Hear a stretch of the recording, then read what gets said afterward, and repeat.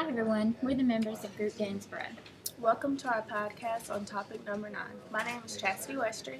And I'm Victoria Williams. And I'm Shanda Thornton. On topic number 9, in teaching digital natives, Mark Prinsky asks, how do we translate the curriculum into leading questions? How can I focus on the appropriate verbs?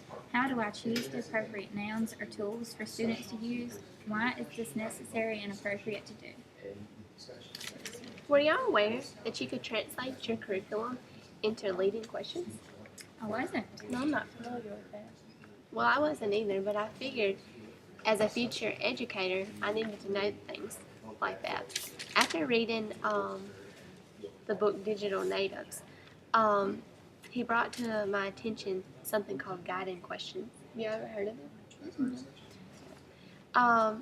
There's basically two types of guiding questions. There's big questions, and then there's detailed questions. An example of a big question would be like, why did the U.S. have a civil war? An example of a detailed question would be like, do you think slavery had anything to do with the Civil War, or like caused the Civil War? And I really thought the best thing about these guided questions is they could be used in any subject. Like you can make questions for any type of subject that you're using. Like you could make your own questions for math, science, social studies, whatever you're teaching at the time. But the only thing about them is they take a lot of time to plan, because you have to think of things like, do these questions relate to my students' interests? And every year you must revise these questions and always be open to improve them. Like they're not like a lesson plan that you can just write down. You always have to be willing to revise them and change them. It takes a lot of work. Okay. Where would you get some of your leading questions? Well, I found that the textbook is a good source. There's so much stuff in the textbook, but don't read it word for word.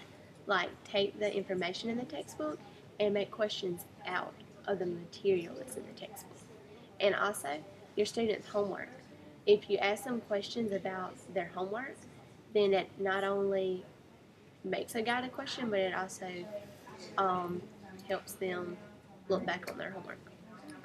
What are some reasons you would revise your guided questions? Well, you'd have to revise them every year by your children's interests. Each year your class is going to change, and each year you're going to have students that have different interests and different ones. What subject do you plan on teaching? Well, I want to be a second grade teacher, so I will teach every subject. Okay, so you would have to like develop guided questions for different subjects, not just one particular. Yes. Okay. What are you going to teach? Well, I want to teach kindergarten, but I know I probably won't start off at teaching kindergarten, so I'll probably end up with maybe 5th graders. But if I do end up with 5th graders, I want to focus on science. So your guided questions would be a whole lot more complex than my second grade. Yeah. Well, when you're developing those guided questions, you have to think about the appropriate verbs you're going to use. And according to Mark Prinsky from the book Teaching Digital Natives, he uses the word verbs to refer to the skills you're going to be using in your curriculum.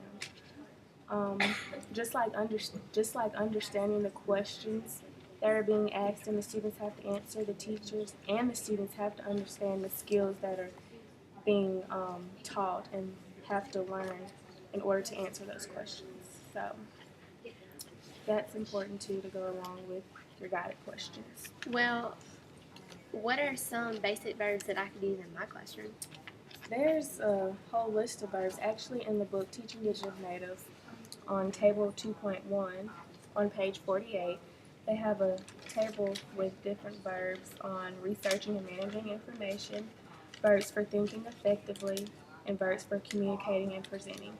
Some verbs I would use in my classroom is basically exploring, reading, experimenting, and model. I want to teach kindergartners, so most of these verbs he has in the book, like calculating and ethical questioning, I won't be able to use with my students. But with reading, we can do internet research online, rapid serial visual presentations. We can use search engines and hyperlinks, data collection tools, cameras, iPads, virtual labs, and spreadsheets and collaboration tools. We can also work with Google Documents and podcasting. But basically, when you're developing your leading questions, you have to make sure that it's very explicit. It's important that they understand them. A good way or like a good example to do that is think about a video game. Video games provide scores and different levels, like a score on a certain level that you've accomplished. So it gives the student not guidance but approval that they did good on that level, and it lets them move to the next level, being confident. I'm glad you said that, Chastity, because when I was researching how to make guided questions, I never thought about the verbs I should use in my classroom and how that can affect the way my students answer my questions and then what they gain from the questions. Yeah, because many they require proficiency in all of them. So it's important when you articulate the skills being learned that you help students understand that they are at each skill. You should never automatically assume that your students understand that skill. You should make sure that they understand it correctly and not just move forward with your lesson. You should let them know why they're using that skill and how it, can't think of the word for it, how it relates to what's being learned. What is a good way to help students understand what skills they are being asked to learn? Okay, just like I said earlier about the video games, an example of video games, how they provide like a score after each level. You could do, say your students are reading a book, and you have questions that you ask your students after that book. You can reward them with, you can keep a chart on the different levels that they accomplished after each chapter. And you can do a chart, and once they accomplish or answer that question correctly, you can add a star to that chart. And it'll give the student guidance and approval that they are doing good, and it'll motivate them to do better. Yeah, that's a good motivation technique.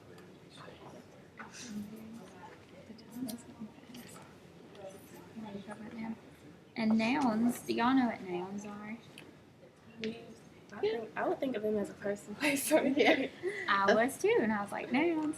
They are tools selected for partnering students to use as references to learn what they should learn or answer the questions that y'all were talking about and use the skills. The list of nouns in this book is very, very long, and they just range from everything like websites, search engines, computers, printers, digital cameras, anything, YouTube, podcast. So I could Love tie that some word. of those into my skills. Very Yeah. much so. And one of the questions on the front of this book was, can I guide the students to the right tools and the skills that they are learning? And depending on what assignment you were giving them would be according to which noun that you would choose to use. So I think we all would be able to do that. So just like verbs, the nouns are just important with yes. creating these guided questions. For sure. And that all ties into, like you said, translating your curriculum. Yeah. It does. I mean, it brings a whole new meaning of nouns. Yeah. Yes. Because you would just think of nouns as being a person. I know. Yeah. I like how he used that in those two terms, verbs and nouns, in this book. Oh yes, and the tools listed in here are all useful and they're all accessible as long as you have like internet access. But it's just pages and pages of What things is, that you would never. with me being a second grade teacher, what are some tools I can use in my class? YouTube, of course. YouTube. Digital cameras. I know a lot of kids that age or teachers of grades that are young use digital cameras to capture moments and stuff of projects. The big thing.